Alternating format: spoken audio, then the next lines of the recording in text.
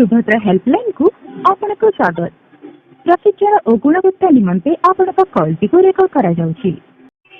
Subhadra helpline को आपनको स्वागत। प्रशिक्षण और गुणवत्ता निमंते आपनको कॉल टी को रेकॉर्ड करा जाउछि।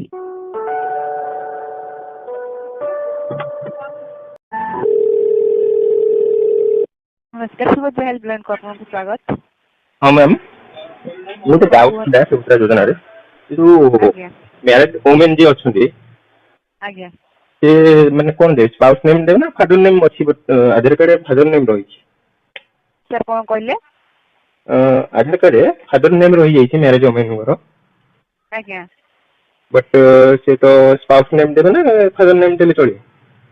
सर फादर नेम दियंतु सेठी तो दुईटा हस्बैंड नेम आ फादर नेम ऑप्शन तो दिया हेछि। ओके दीटा दे दे माने हस्बैंड नेम रहइबो और फादर नेम रहइबो। आज्ञा सर डबल फादर नेम आ सर सुनतु फादर नेम तापरे हस्बैंड नेम से एकाठी लिखा हेछि। ओके ताले एटा और थिबो जोटा और हां और माने सेठी जोटा लेखु चोंती तारता ऊपर टिक मार करी लेखंतु नले से केमतरी जाबे ये हस्बैंड ना ये फादर आ गोटे ओबीसी किंबा एससीबीसी जो अछंती कैटेगरी से कोठी मारिवे सर ओबीसी आ एससीबीसी कैटेगरी से कोठी मारिवे कोठी मारिवे हां ठीक करिवे साधारण अनुसूचित जाति ना अनुसूचित जनजाति सर आप अनुसूचित जनजाति ना साधारण जनजाति ने ओबीसी अदर बैकवर्ड कास्ट आज्ञा सर ओबीसी किंबा एससीबीसी ये कैटेगरी रहउची से कोठी मारिवे सर कौन कहले अदर बैकवर्ड कास्ट जो ओबीसी रहउची आज्ञा सर से कोठी मारिवे से तीनटा ऑप्शन देछि ना गोटे देछि जनरल जोटा साधारण आउ एससी एसटी आउ दीटा ऑप्शन देछि चारटा ऑप्शन नाही ना से ओबीसी वाला कोठी मारिवे सेरा एसटी एससी रे देबेंतु जनरल हो तो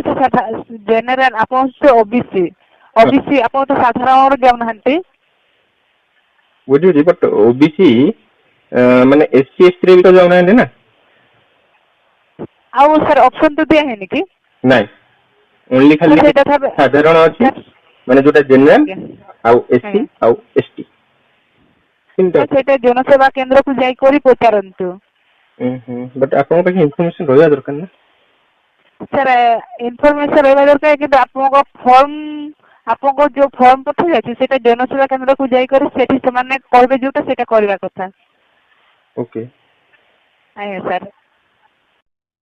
थैंक यू थैंक यू।